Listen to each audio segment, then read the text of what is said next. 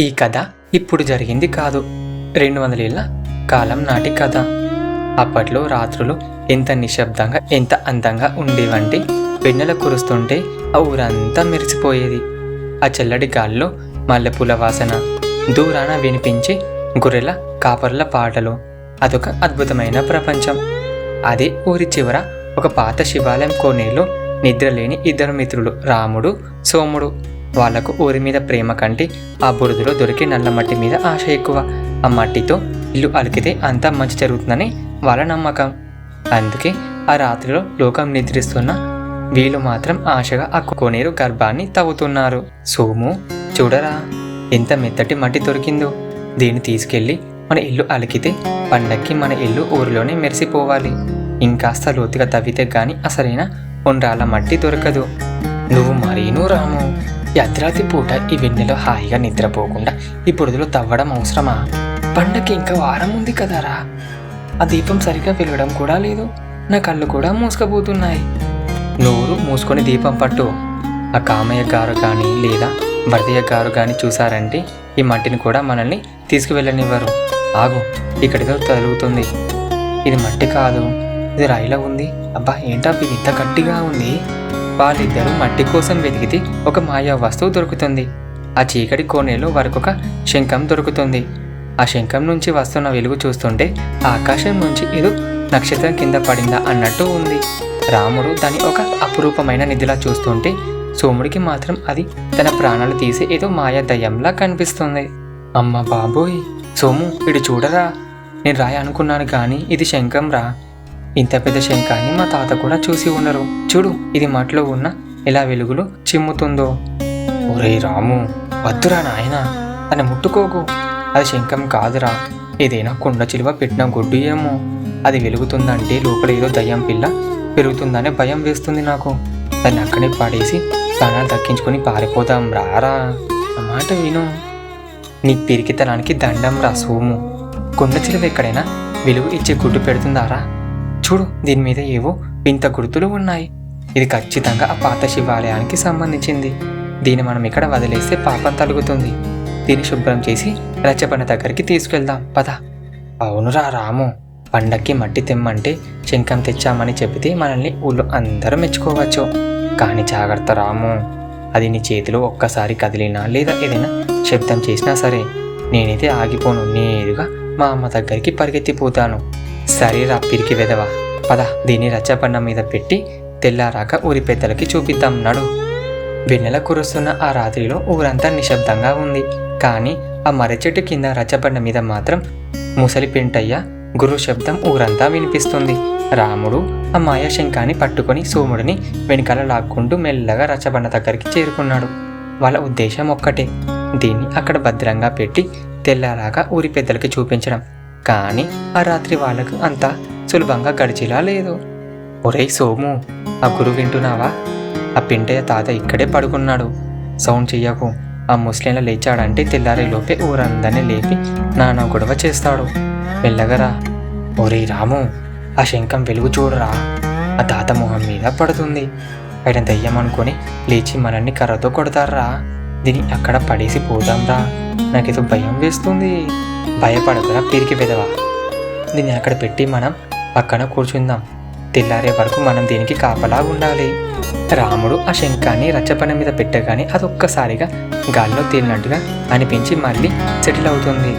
సోముడు ఆతుత ఆపుకోలేక దాన్ని ఒక్కసారి పరీక్షిద్దామని ఊదుతాడు. అంతే, ఆ శంఖం నుంచి మామూలు సౌండ్ కాదు, ఒక భారీ బూమ్ అనే గంభీరమైన ధ్వని వస్తుంది. ఆ శబ్దానికి రచ్చబండ ఒక్కసారిగా అదిరిపోతుంది. నిద్రపోతున్న పెంటయ్య గాల్లోకి ఒక అడుగు ఎగిరి తన గొంగడిలో తానే చుట్టుకుపోయి కింద పడతాడు. అరే, పిడుగు పడిందా లేదా ఏదైనా గ్రహం మీద పడిందా? ఎవర్రా వాడు? కాపాడండి రోయ్, దయ్యం వచ్చింది, నా ప్రాణాలు తీయకండి, కాపాడండి. నేను చెప్పలేదరా రాము ఆ దయ్యం శంఖమని? చూడు, ఆ ముస్లిం ఎలా గింతుతున్నాడు. నేనైతే వెళ్తున్నా, మా అమ్మ గుర్తొస్తుంది. ఆగు తాత, ఆగు, ఇది దయ్యం కాదు, నేను రాముడిని. ఇది కోనేలో దొరికిన శంఖం. సోముడు గాడి తెలియక దీన్ని ఒక్కసారి అలా ఊదాడు. అంతే. ఆ మాట వినగానే పెంటయ్య ఒక్కసారిగా ప్రశాంతంగా మారి మళ్ళా గురిపెట్టి నిద్రపోయాడు. మళ్ళీ ఉదయమైంది. ఈరోజు చాలా ప్రశాంతంగా గడుస్తుంది. కానీ ఈరోజు ఇంత ప్రశాంతత వెనుక ఒక పెద్ద తుఫాను దాగి ఉంది. రాత్రి కోనేరులో దొరికిన ఆ వింత శంఖం యొక్క వార్త పొద్దునే పొరుగు ఊళ్ళకు కూడా పాకిపోయింది. జనం అంతా రచ్చబండ దగ్గర గుమిగూడారు. సరిగ్గా అదే సమయానికి ఊరిలో ఎక్కడైనా లాభం ఉందంటే వాలిపోయి కర్ణం కామయ్య గారు తన శిష్యుడితో కలిసి అక్కడ ప్రత్యక్షమయ్యాడు. ఆయన కళ్ళు ఆ శంఖం వెలుగును చూసి తనంతో మెరిసిపోయాయి. ఏమిటి రచ్చ? ఎండ రాకముందే రచ్చబండ మీద ఇంతమంది ఎందుకున్నారబ్బా? అరే రాముడు, ఏమిటి వింత వస్తువు? దీన్ని ఎక్కడి నుంచి తెచ్చావురా? నమస్కారం కరణం గారు. రాత్రి కోనేరులో మట్టి కోసం తవ్వుతుండే ఈ శంఖం దొరికిందండి. ఇది చాలా అద్భుతంగా వెలుగుతుంది స్వామి. బా ఆగు, ఇది సామాన్యమైన శంఖం కాదన్నమాట. రాజుగారి శాసనం ప్రకారం భూమిలో దొరికిన ఈ పురాతన వస్తువైన రాజముద్ర కిందికే వస్తుంది. దీన్ని మీరు వెంటనే నాకు అప్పగించాలి, లేదంటే మీరు దొంగతనం చేసినట్టు లెక్క. పైగా దీన్ని దొరకపట్టినందుకు మీరు ఊరి ఖజానానికి 10 వరహాలు కూడా కట్టాలి. కరణం గారు ఆ మాట అనగానే రచ్చబండ మీద ఉన్న శంఖం ఒక్కసారిగా నీలం రంగులోకి మారి ఒక గంభీరమైన ఓం అనే శబ్దం చేస్తుంది. ఆ శబ్దానికి కరణం గారి తలపాక గాల్లోకి ఎగిరిపోయి సరిగ్గా ఒక కుక్క తల మీద పడుతుంది. జనమంతా నవ్వడం మొదలు పెడతాడు. అప్పుడు శంఖం నుంచి ఒక భారీ వాయిస్ వినిపిస్తుంది. అబద్ధం, రాజుగారికి ఈ శంఖం గురించి తెలియదు. ఈ కామయ్య ఆ 10 వరహాలతో తన భార్యకు కొత్త బంగారు ఉంగరాలు చేయించాలని ప్లాన్ చేస్తున్నాడు. ఆల్రెడీ వీడి ఇంట్లో 5 బస్తాల బియ్యం దాచిపెట్టాడు. జనం ఆకలితో చేస్తున్నారని అబద్ధం కూడా చెప్తున్నాడు. ఓ కరణం గారు, మీ తలపాక కుక్కకి సరిగ్గా సెట్ అయిపోయింది కదా. శంఖం మీ గుట్టు మొత్తం రచపని మీద పెట్టేసింది కదా. కరణం గారి పరువు గాల్లో కలిసిపోవడంతో జనం అంతా ఆశ్చర్యంలో ఉన్నారు. అప్పుడే అక్కడికి ఊరి వడ్డీ వ్యాపారి వరదయ్య గారు వచ్చారు. ఆయన లెక్కల్లో ఎప్పుడు తప్పు ఉండదు అంటారు. కానీ ఆ చిత్రం ఏంటో గాని ఆ లెక్కలు ఎప్పుడు ఆయనకే లాభం తెచ్చి పెడతాయి. పాపం ఒక పేద రైతు గోపాల్ తన భూమి పత్రాల కోసం వరదయ్య చుట్టూ కాళ్ళు అరిగేలా తిరుగుతున్నాడు. కానీ వరదయ్య గారి లెక్కలు మాత్రం కంచికి చేరడం లేదు. ఇదిగో చూడు గోపాల్, నీ అప్పు 100 వరహాలు. నీవు కట్టిన వడ్డీ అసలుకే సరిపోలేదు. ఇప్పుడు నీ పొలం నా పేరు మీద రాయాల్సిందే, లేదంటే ఈ రోజు నీ ఇల్లు ఖాళీ చెయ్యు. ఇదిగో నా పుస్తకంలో అక్షరాలా రాసి ఉంది. అయ్యో అయ్యగారు, నా దగ్గర ఉన్న కాసులన్నీ మీకే ఇచ్చేసాను కదా. బాకీ తీరిపోయిందని మొన్ననే చెప్పారు కదా స్వామి. మరి 100 వరహాలు బాకీ ఎక్కడి నుంచి వచ్చింది? ఈ దైవ సమానమైన శంఖం సాక్షిగా చెప్పండి స్వామి. అమ్మో, ఈ శంఖం మీద నిజం చెప్తుందంట కదా. ఆగు, నా లెక్కల్లో తప్పు ఉండదు.